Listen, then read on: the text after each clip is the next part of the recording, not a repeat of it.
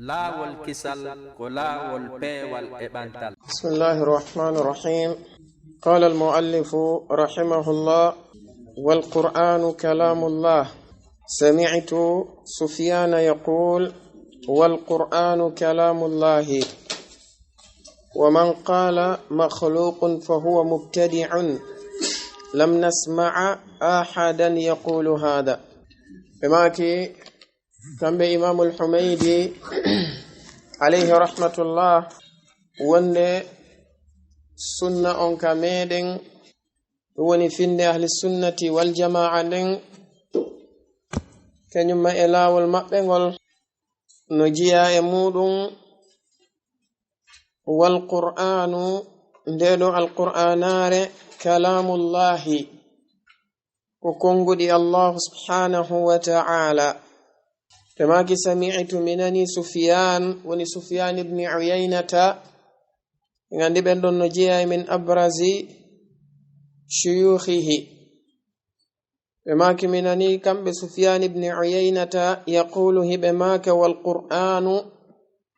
Qur'anare nden kalamullah ko kongudi Allah subhanahu wa ta'ala. Wa man qala kala o wi'udo makhluqun Qur'anare nden ko tagaade fa huwa on ɗon neɗɗo mubtadi'un ko neɗɗo mo tawata ko bid'a yankejo lam nasma' ahadan men nanali hay'e goto e ulama'i ahli sunnati wal jama'a mutawata yaqulu hadha hino wawla ɗum en nanali hay'e goto e karamukoɓe sunna ɓen yaqulu hino wawla hadha ɗum ɗo ɗum woni wi'ugol wonde qur'anare nden ko tagana. Idan oɗo mas'ala ko mas'ala mo tawata ko mas'ala mawɗo wannon ko o misan molanaɗo bayna ahli sunnati wal jama'a wa ba'di firaqi ad-dalla. Ndeɗo alqur'anare Allah subhanahu wa ta'ala si tawi innama alqur'an karmo koɓɓe ɓe maaki si innama alqur'anu lugatan ka haala arab alqur'anu ko masdaru qara'a yaqra'u qira'atan. Idan alqur'anu ma'ana muɗum ko almatluwu alqur'an ko almatluwu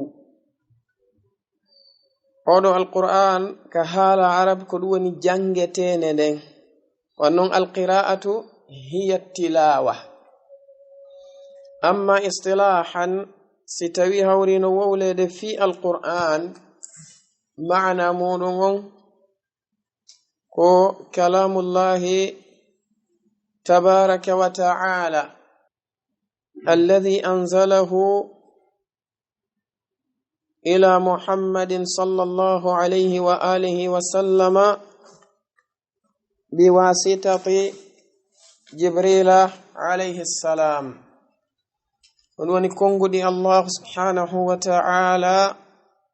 دي كانكو الله جل وعلا وتبني دنيا نلانو صلى الله عليه وآله وسلم تاويكو وني حكو نمأبي كو جبريل عليه الصلاة والسلام وني معنى القرآن. إذن نديرو نون القرآن رمكو كانكو الله تبارك وتعالى كونde كلامه جل وعلا كونde كونغو دي مكو كانكو سبحانه وتعالى. الله جل وعلا نجيء من صفاته صفة الكلام sifaji makko ɗin no jiya e majji sifa wowlugol kanko Allahu tabaraka wa ta'ala yatakallamu mata sha'a wa fi ayyati walla bi ayyati lughatin sha'a yasmi'u kalamahu man yasha. Kanko Allahu jalla wa ala himo wowla sanga kala nde o muyi wowlugol himo wowla kadi e halaka kanko Allahu tabaraka wa ta'ala o muyi wowlugol e muɗum himo nanina konguɗi makko ɗin kanko Allahu jalla wa ala kala mo o muyi naninde. Wannan jom meɗen tabaraka wa ta'ala o banginani en ka qur'anare makko e nokkele sertudi wonde kanko Allahu jalla wa ala yatakallam. Allah subhanahu wa ta'ala وفي تلك الرسل فضلنا بعضهم على بعض منهم من كلم الله ورفع بعدهم درجات. كانكو الله جل وعلا وفي وند بيدو نلابه بيدو من برني يوغا امبه ادو يوغا وفي منهم نو امبه من كلم الله بمبه توتا كانكو الله تبارك وتعالى o yewtidi e mabbe maana mudum o yewtidi e mabbe tawi nantinowo ala hakkunde mabbe se netti wano nelado on sallallahu alayhi wa alihi wa sallam Allah jalla wa ala yewtidi e mabbe ka laylatul isra'i wal mi'raj tawi nantinowo ala hakkunde mabbe ko wana non annabi Musa alayhi salatu wassalam kambe tigi Allah tabaraka wa ta'ala yewtidi e mabbe tawi nantinowo ala hakkunde mabbe minhum man kallama Allah wa rafa'a ba'dahum darajat. Kanko Allah tabaraka wa ta'ala o wi'en e aya go wa kallama Allah Musa taklima. Kanko Allah tabaraka wa ta'ala o yewti annabi Musa hattirde yewtugol maana mum o yewti be kambe annabi Musa onnanini be kanko Allahu tabaraka wa ta'ala yewtere makko nden tawi nantinowo ala hakkunde mabbe kambe annabi Musa be faami yewtere makko nden kanko Allahu jalla wa ala dum woni wa kallama Allahu Musa takliman. Kanko Allahu jalla wa ala kadhalika o jantani ende annabi Musa alayhi salatu wassalam be arno limiqatihi jalla wa ala jomi mede wi wa kallamahu rabbuhu. Kanko Allahu jomi mabbe kambe annabi Musa o yewti be kambe annabi Musa alayhi salatu wassalam. Edan dunno ko adillaji di tawata ko adillaji jiyaadi e di wondi ka deftere makko kanko Allahu jalla wa ala woni ka qur'anare hollaydi wonde Allahu jalla wa ala yatakallam. Ko wana non nelano on sallallahu alayhi wa alihi wa sallam kambe tigi o jeya e ko be anderano e du'aaji di be wadayno kambe nelado alayhi salatu wassalam be makeno a'udhu bi kalimati llahi at-tammati min sharri ma khalaqa. A'udhu bi kalimati llah kambe nelado alayhi salatu wassalam athbata lillahi tabaraka wa ta'ala kalimat. هذا دليل على أنه جل وعلا يتكلم وند كانكو الله سبحانه وتعالى هو ولي وانا نون بما كي كان بنلان عليه الصلاة والسلام حديث مبغو بما كي ما منكم من أحد إلا سيكلمه ربه ليس بينه وبينه ترجمان بما كي فينظر أيمن منه فلا يرى إلا ما قدم وينظر أشأم منه فلا يرى إلا ما قدم وينظر بين يديه فلا يرى إلا النار تلقاء وجهه فاتقوا النار ولو بشق تمرة. كم بين الله صلى الله عليه وسلم أول حديث بما كان ينكو ينتهي شاهد وندي الله سبحانه وتعالى يتكلم بما كان ما منكم من أحد ألا أمودون حي إغوتو إلا سوانا سيكلمه ربه يوتو يمو جومي مكو يوم القيامة توا ليس بينه وبينه ترجمان توا ننتنو على حق نمابه ستوي هوري انداري أولو حديث وحديث متوته مجيء برايد اللبند وند كانكو الله تبارك وتعالى يتكلم بحروف ويتكلم بصوت ويتكلم بمعنى. كانكو الله جل وعلا أولي ري حروفات كانكو الله جل وعلا أولي ري هتو كانكو الله عز وجل أولي ري معنى. لا رموجة بماكي ما منكم من أحد ألا إمون حي إغوتو إلا سوانا سيكلمه ربه جومي مكو يوتو يامو بحتانو دون ونوزي بحتي دون أرينو هاي جوني بيدو أشائرة كان يمي معتزلة kanyum ma e jahmiya harayno be mari hay joni kabe hebayno kabe joddina shubuha be wawayno ende say illa wa yukallimuhu rabbuhu ma'na mudum be wiya wonde kanko Allah azza wa jalla wadde woni nantinowo benna ko faanda ko yo wowlu malaikaji on madum yanko tabaraka wa ta'ala o wada ta'bir malaikaji on o famina neddo on ko o faandi kolla be maki laysa bainahu wa bainahu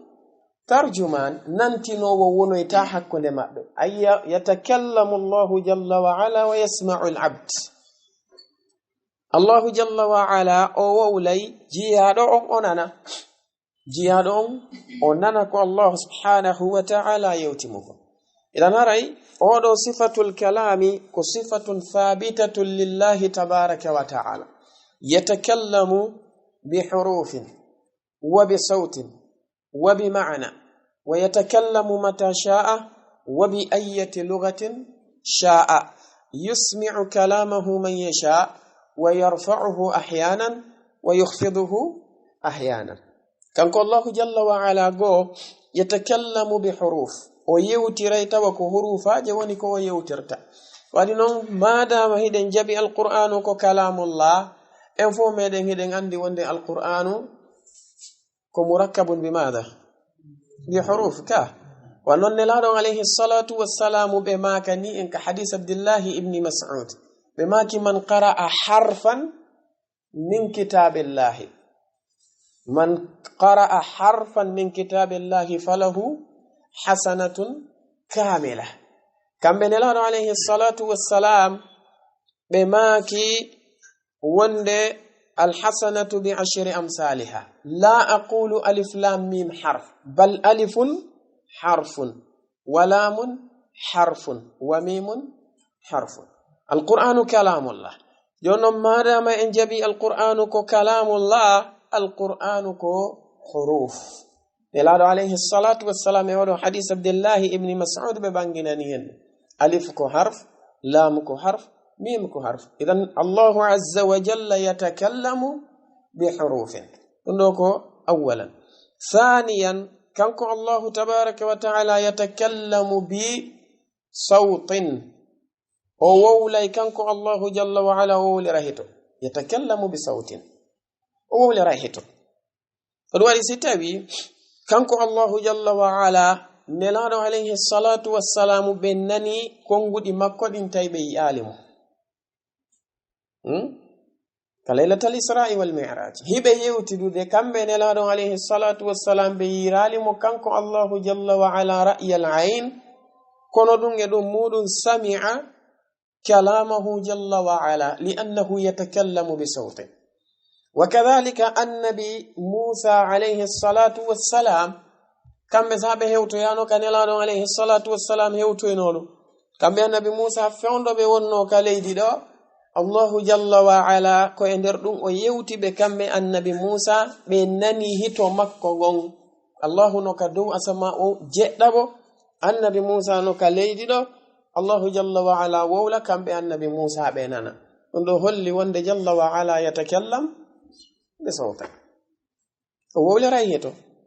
نوكو ثالثا يتكلم بمعنى كانكو الله جل وعلا كو وولا تكون كدي وولا راي معنى معنى مونكو وولا تكون نمري فيرو نمري معنى والد كene pettam نمري فيرو نمري معنى والد كene pettam نارنده دو القران رك كانكو الله جل وعلا او وي وند كو تبيانا لكل شيء الكلام لا يكون تبيانا إلا إذا كان بمعنى واضح كونغول غول ونتا كونغول بانغينغول هانغول ونتا وهينغول وندي معنى متاتا كو بانغول سيده كانكو الله جل وعلا يتكلم بمعنى نديرو القرآن اره enen hiden faamude ma'anaji mayre ko ne kalamullah Allah jalla wa ala fewndo yewtuno nelado alayhi salatu wassalam ko yowondiri e misal wana dido waktuji fewndo o farlidi dow mabbe e meden enen moftaden yeru ko nelado alayhi salatu wassalam wanno do yaha yilto hakkunde Allah azza wa jalla e annabi Musa dum fu e der ko be yewtidata e Allah kon kambe nelado alayhi salatu wassalam be faamuno ko Allah yewti ko ko be faamuno wonde o farli e hoore menen waktuji capande joyi juuletede jemma e ñalorma yeso ɗum ɓe yiltiti ɓaɓe holli annabi Musa tindiniɓe ko ɓe waɗa ɓe yiltiti ɓe yewtidi e makko o wiɓe o ɗuyti joyi ɓe faami o ɗuyti joyi ɓe yilti ka annabi Musa maake hayno ɗuuɗi ɓe yiltori noon o ɗuytiri noon kanko Allahu haa ka sakkitoɗe ɓaɓe yiltike ɓe tawi annabi Musa ɓe maaki joni o luttini joyi annabi Musa maaki no ɗuuɗi nelaɗon maaki alayhi salatu wassalam mi hersa yiltagol ka makko kanko Allahu mi toromo kadi yo ɗuytori idan si Allah azza wa jalla yewtirtano maana ko honno nelaɗo alayhi salatu wassalam faamirayno taw ko waktuji capanɗe joyi ko honno ɓe faamirayno ɗuytama joyi ɓe faama kadi ɗuytitama joyi ɗuytira noon haa lutti joyi si tawina maana o yewtirayno ɓe faamatano kadhalika annabi Musa alayhi salatu wassalam fewndo Allahu yewtaynoɓe yoɓe yettina e bani Israil si tawi noon ha maana Allahu azza wa jalla yewtirayno annabi Musa faamatano ɗum sakko ɓe wawa yettinoyde ɗum bani Israil idan kanko joomi meɗen tabaraka wa ta'ala yatakallamu bi maana wa yatakallamu mata sha'a kanko Allah subhanahu wa ta'ala o yewtay sanga nde o muuyi yewtude o acca ɗon kadi yewtugol sanga nde o muuyi oɗo sifatul kalam e gandi karmo koɓe maaki wonde ko o sifatun zatiyatun wa fi'liyatun ma'an ko o sifa mo tata ko o zatiya ko o fi'liya ma'ana ko o sifa mo tata ko o zatiya ay Allah azza wa jalla lam yazal muttasifan biha o seerali kanko Allahu o seerata kadi mo sifitori ko wiyete kon alkalam donc min haythu al asl amma non ka min haythu al ahad ka sanga yewtugol makko kanko Allahu tabaraka wa ta'ala ɗon kañum sifa on ko sifatun fi'liyatun tata'allaqu bi mashi'atihi in sha'a takallama wa in sha'a lam yatakallam fahimge idan yatakallamu mata sha'a كذلك كانكو الله تبارك وتعالى يتكلم بأية لغة شاء وكلا حالك أموي أو ولة أمون كلا حالك أموي ويوتدون يا النبي آدم عليه الصلاة والسلام نلادون دبلندن عليه الصلاة والسلام في آدم هل هو نبي ولا رسول بماكك نبي مكلم بمعنى أن باجم الله عز وجل يوتدين أمون ويوتدي النبي موسى وكلم الله موسى تكليما ويوتدي نلانو عليه الصلاة والسلام كليلة الإسراء والمعراج بناتك ويدا منهم من كلم الله جونم بيدو فو حالك آدم وولينوكم حالك النبي موسى وولينوكم حالك نلانو عليه الصلاة والسلام كم بكديكو بوولينوكم كحالا جسرتو النبي آدم كم بكو لغة الشربانية بوننو امونو النبي موسى كم بكو لغة العبرية بوندنو نلانو أن صلى الله عليه وآله وسلم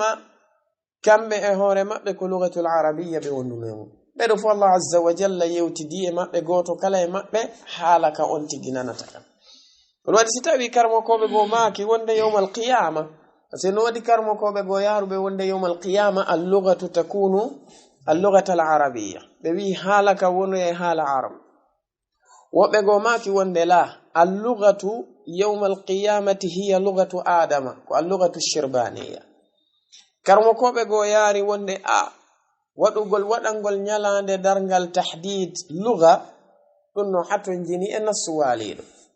kamɓe ɓe yaari wonde allahu azza wa jalla yukallimu kulla ahadin bi lugatihi o yewtiroyay kala neɗɗo e haala on ɗon neɗɗo ka on ɗon faamata joni si tawi en detti ɗum ɗon holli kanko allahu azza wa jalla yatakallamu bi ayyati lugatin sha'a famike ويسمع كلامه من يشاء imo nanina kongudi makko din kadi kala mo mo inaninde na mo kala onaninta ko wadi fewndo o yewtide no enelaado alayhi salatu wassalam wonno ben kaleedi do nanano ka nelaado on tunna nen wiye nelaado ngaw ko dow wonno aw fewndo o yewtide no e annabi Musa alayhi salatu wassalam فرعون إنن بنانان. إذن يسمع كلامه من يشاء. كوانا نمكن الله عز وجل يرفع صوته أحيانا ويخفضه أحيانا. لو أن أبنتي هتو مكو معنا مونون توهنغو تووي. لو أن كان الله عز وجل وتبنا هتو مكو. ndongo waddi dum don e annabi Musa di dinno kanko jomi meden tabaraka wa ta'ala o ewnike annabi Musa alayhi salatu wassalam. kanko Allah tabaraka wa ta'ala o gundodi e mabbe kambe annabi Musa alayhi salatu wassalam o wi wanadaynahu min janibi at-turi al-aymani wa qarrabnahu نجيا وناديناه من اوني بكم بموسى. النداء بصوت مرتفع وهي تتوه وبنتين وقربناه نجيا dengan dem fome de wonde an najwa ko be sautin munkhafidin. idan dundo ko dundo woni finde ahli sunnati wal jamaa. amma ido feddeji di tawata ko feddeji majjudi din sen detti wana beedo jahmiya kambe e mu'tazila kanyum may asha'ira hebe lundi ahli sunnati wal jamaa ende do tobbere. sen detti wana beedo jahmiya kambe be inni wonde Allahu tabaraka wa ta'ala بياري وند كانكو الله سبحانه وتعالى لا يتصف بصفة الكلام ببي كانكو الله عز وجل وصفة راسفة وولغل كانكو الله تبارك وتعالى وصفة صفة الكلام. ونبين معتزلة كان ببي وند الله تبارك وتعالى اهور مونو كانكو الله جل وعلا يتكلم ولكنه يخلق الكلام. كانكو الله أولي كونكو يغتب كونغول أي لا يتكلم بحرف ولا يتكلم بصوت ولا يتكلم بمعنى ولا يسمع أحدا كلامه لأنه يخلق الكلام. wi Allahu azza wa jalla o tagay woni kanyum kongol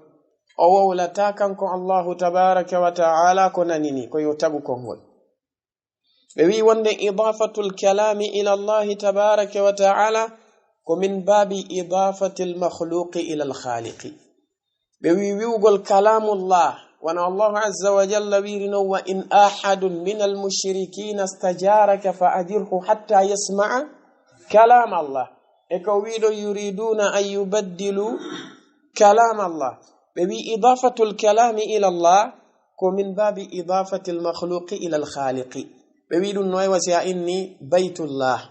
noy wasiya inni naqatullah. bebi dun don ko min babi idafati al makhluqi ila al khaliq. e mushkila. amma asha'ira kambe bedari bewi wonde Allah azza wa jalla la yatakallam kambe kadi be yeddani mo odo sifa kambe be wadiri ta'wil mabbe on honnum be wisi innama kalamullahi tabaraka wa ta'ala ma'ana mudun ko ibratun 'anillah. be wi alqur'anu ko ibaratun 'anillahi jalla wa ala. yani kambe be jogiti wonde alqur'ana on ko kongudi jibrilu alayhi salatu wassalam wonto. يرحمك الله. الله تبارك وتعالى يعبر الكلام لجبريل so wadani jibril تعبير الكلام يعني otindini kongudi di jibril fami kambe non be arabe janga ene la don alayhi salatu wassalamu ne la don nan to wadi kambe asha'ira abadan be darota ko be inna wonde kanko Allah tabaraka wa ta'ala takallama fi daiman ko be innata o kanko Allah azza wa jalla otindini kanko Allah subhanahu wa ta'ala otindini. idan beedo ko yimbe be tawata ko be yimbe bid'a be andanda hore maada hibe lundi ahli sunnati wal jamaa e on don bange. بماك سمعت سفيان منني سفيان بن عيينة يقول هي بماك والقرآن قرآن رندن كلام الله كونغو دي الله سبحانه وتعالى دونن كونde denda ningal mayregoy gilaka alhamdulillah haka bi rabbin nas fabko kalam Allah jalla wa ala fabko kalam Allah subhanahu wa ta'ala amma sendugol ne hagasa inna kala ko tawata kanko Allah tabaraka wa ta'ala o wowli tawi bi ma'na wana kongol goddo woni ko o filli dun ko kalamullah sifa innogol wa qala Allah la tattakhidhu ilahayn ithnayn ma dun wa qala rabbukum ud'uni astajib lakum ko nandi sifa dido ma yasalunaka 'anil khamri yasalunaka 'anil maisir يسألونك عن اليتامى يسألونك عن الأهلة وانت جوية صفة دو فوكو كلام الله جل وعلا أما سكنكو الله تبارك وتعالى وقال نوح مادون وقال موسى مادون وقال فرعون ما وقال الشيطان وإن دون وقال نوح كلام نوح حكاه الله جل وعلا عنه وإن دون لا يسمى كلاما لله جل وعلا أولو غاديكو بدع متواتكو الشر من بدع المعتزلة والجهمية والأشاعرة وغاديكو بدع غوسين جادو في زماننا هذا لعل هذه البدعة إنما أنشئت في بلدنا هذا no mushkila walwadi neddo si tawi hawri an neddan kon ardini haqqille maden da'iman adarke wiugol ko be wawla jadid ko tawata ma takallama bihi salafu tadillu wa tudillu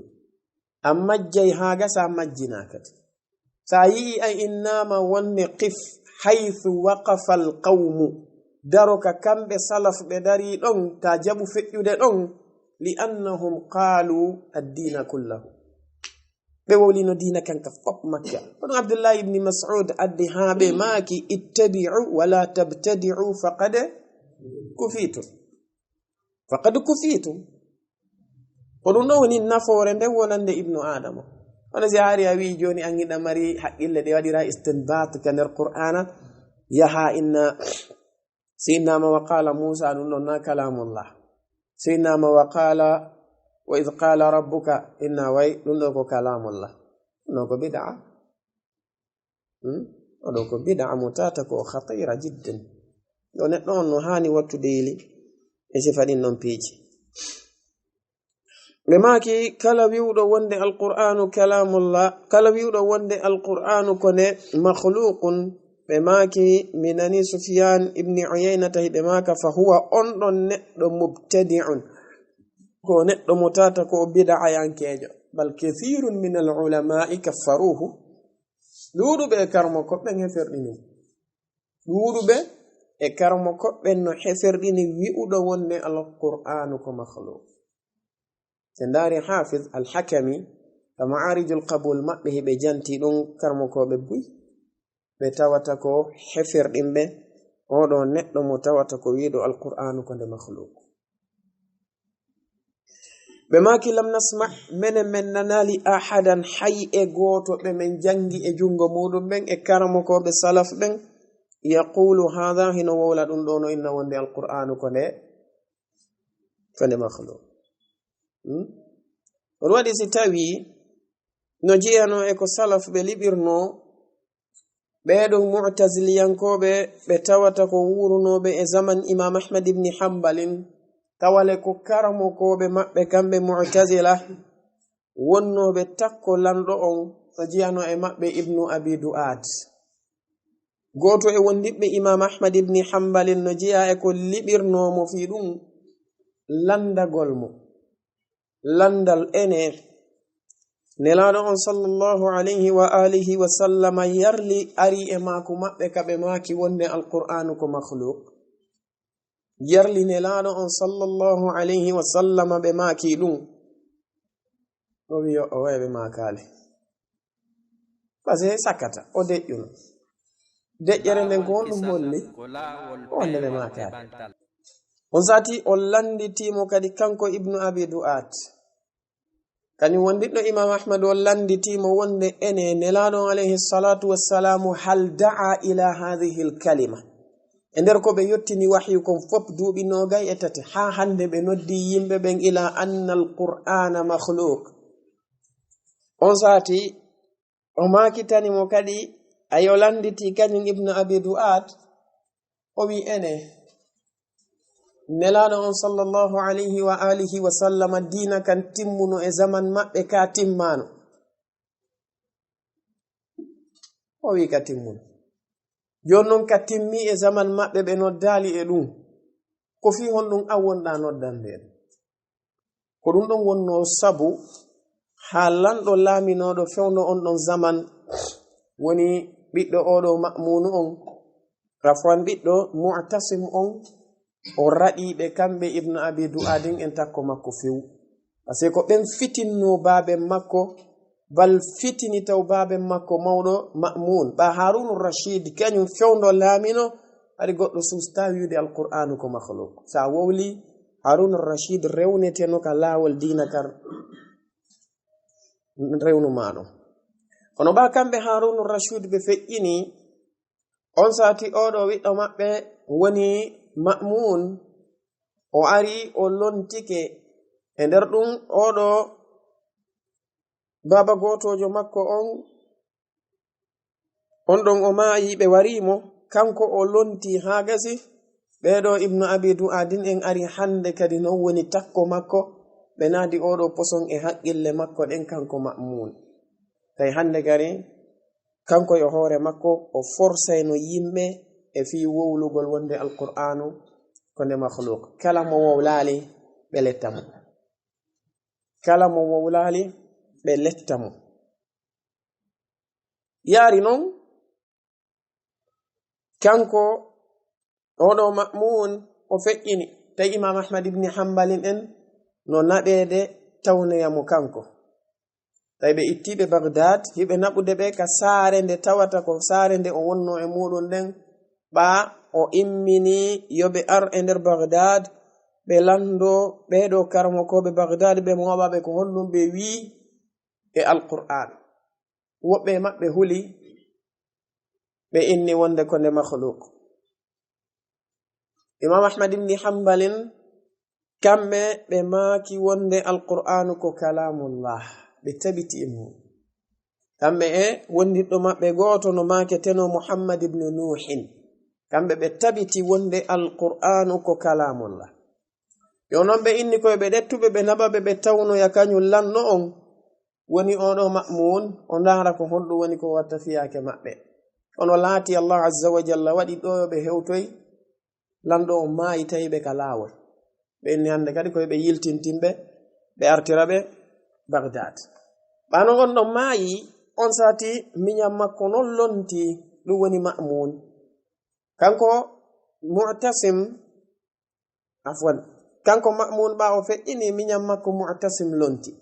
joni noon no jiyano e ko o wasiyi miññarawo makko on fewndo o wasiyotomo fi lontangal o wasinomo wonde ibnu abi du'adin en ko yimɓe ɓe tawata ko janguɓe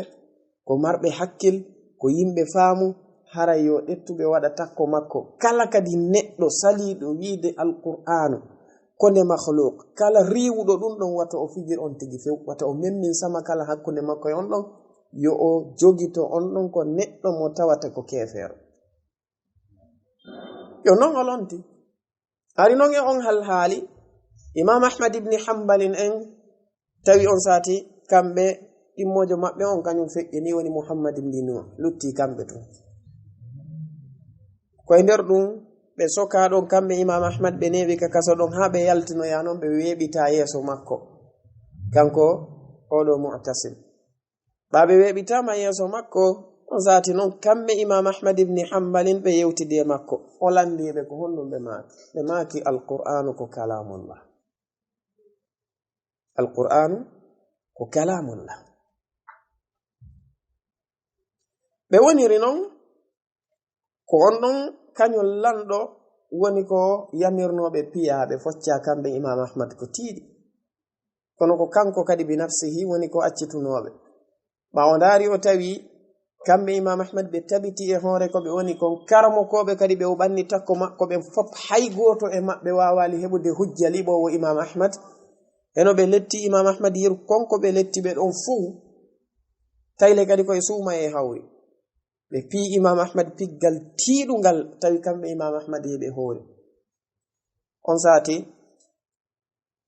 o arti kanko lanɗo on o landiti noon yimɓe ɓe tata ko mbatu makko ngun ko honɗum ɓe wi'i tawi ɓiɗɗo makko no sera ɗon o landi on ɗon on inni yo baabe makko waru imam ahmad kanko lanɗo on o landiti ibnu abi du'ad o wi ibnu abi du'ad ko honɗum wi'uɗa ibnu abi du'ad kañum wi min ko mi yi ko accitemo tawi noon ko ibnu abi du'ad woni sabu ha imam ahmad lettaɗe lette ɗe letta ɗum fuu o wi joni yoɓe accitu imam ahmad par ce que tawi ko tana si ɓe warno imam ahmad fewno on zaman memmineno muskila molana ɗum fitna jano bari allah azza wa jalla waɗino giggol maɓɓe e yimɓe ɓe tawata ko wurnoɓe ɓe bagdad ɗo e nder ɗum lanɗo on daari o tawi o accitu imam ahmad joni koye ɓe accitu imam ahmad wonoya ka muɗum kono nayi ɓe jannu lanni kono ala kulli hal fewndo ɓe wonno ka kaso tawi ɗeri naati tawi ɓe ton e ndaha kañum ma e karambol koye nder ɗum ɓe windi nde deftere maɓɓe arraddu ala aljahmiya wazanadiqa ka nder kaso to kamɓe imam ahmad ibni hambal ɓe woni noon on ɗon lanɗo kañum mu'tasim o feƴƴini ɓiɗɗo makko lonti wiwnoɗo yo ɓe waru imam ahmad on ɗon noon ɓa o lontike kankadi woodi woɓɓe goo ɓe o wari ɓe tawata ko wondi ɓe imam ahmad ibni hambal kono e nder ɗum ɗon ɓe nangi woɓɓe goo joni tawi ko be yewte noon joni ko be munazara waɗe koye nder ɗum oɗo wondiɗo imam ahmad ibni hambal waddi noon e ibnu abi du'ad o munazara mo jantiɗen fi muɗum o ɓanginani par ce que lamɗo on ɓa wi'i yoɓe waɗu munazara kanko karmokojo ngo maaki wonde min ibnu abi du'adin laysa ahlan li unazirahu on noon gandal ala in ala ko mi wadda e o kamɓe noon hiɓe jogiti on ko kabirun min kibaril ulama oɗa wi'i wonde ibnu abi du'adin laysa ahlan li unazirahu on noon laysa aliman la ilma indahu ɗum to malanɗo wi o wi nazirhu o wi koye nder ɗum o landimo kanko ibnu abi du'ad yarli nelaɗo on sallallahu alayhi wa alihi wa sallama takallama bi anna alqur'ana makhluq ibnu abi du'ad de o wi lanɗo on hadihi wahida on zati o fewtiti ibnu abi du'adin o landimo yarli dina kan ka timmuno e zaman nelaɗo on sallallahu alayhi wa sallama ka timmano ibnu abi du'ad wi ka timmuno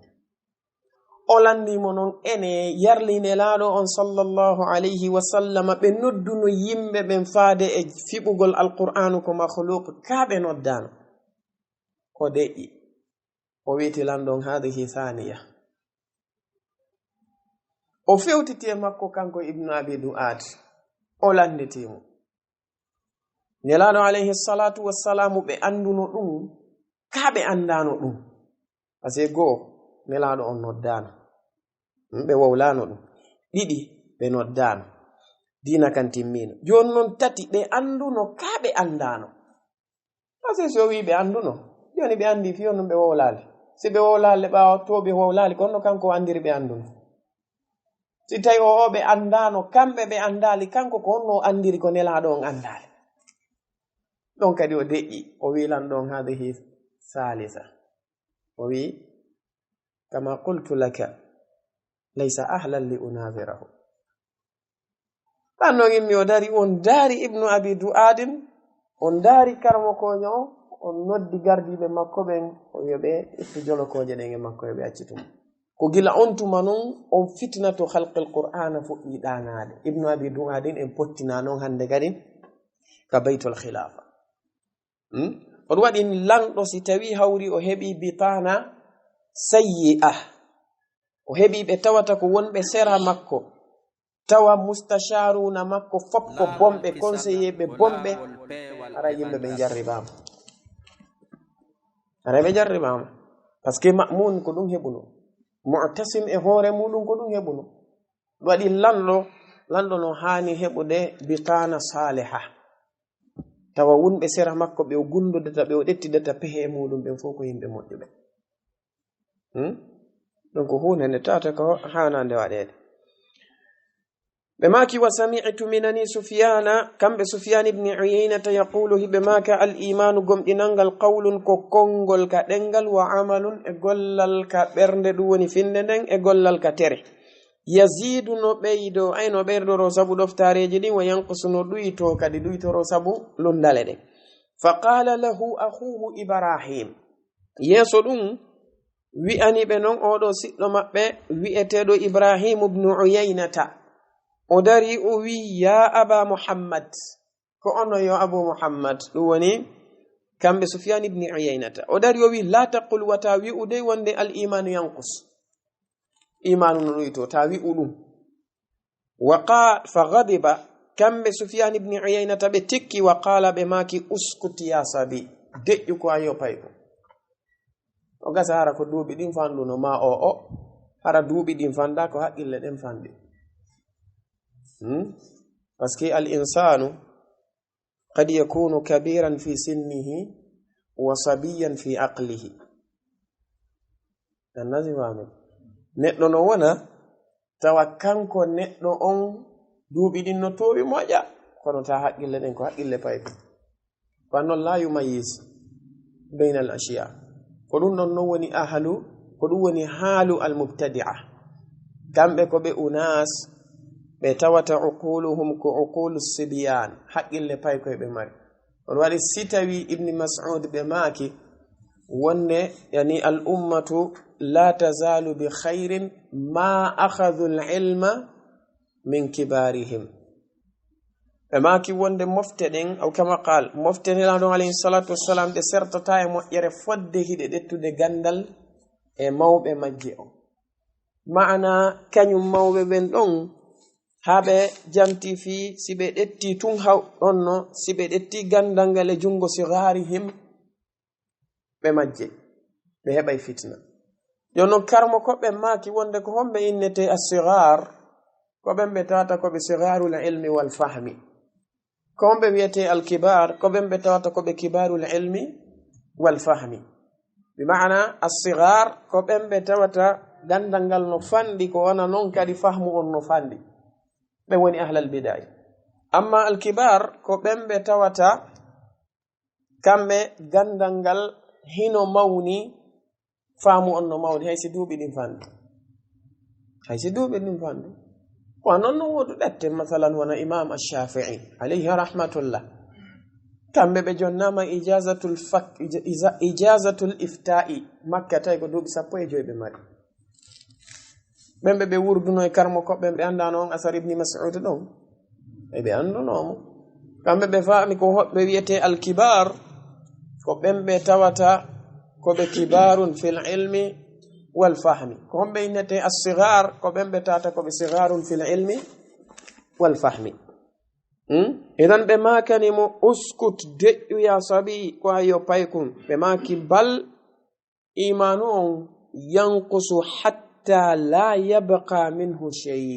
himo ɗuyto ha taw fus heddaki e makko neɗɗo on himo wona ko o gomɗinɗo wonno o yara non kanko neɗɗanke on o tippora non o yeddira non Allah subhanahu wa ta'ala o lundo ha imanu makko on yaha mula few awa ma'ana mum ha o yalta islam o nata e keferankaako ay fa ghadiba ɓe tikki wa qala ɓe maki uskut ya sabi deƴƴu ko ayyopaykum bal hatta la yabqa minhu shay ay ma'ana muɗum yanqusu hatta la yabqa minhu shay famade ɗum ɗo ko raddun ala man raddun ala al khawarij kono raddu on ɗo صراحة مكة وانا على الخوارج ورد على المرجئة خوارج نجابي وني الإيمان ينقص حتى لا يبقى منه شيء وني كمك بفهمك الإيمان يعني لا ينقص ويبقى منه شيء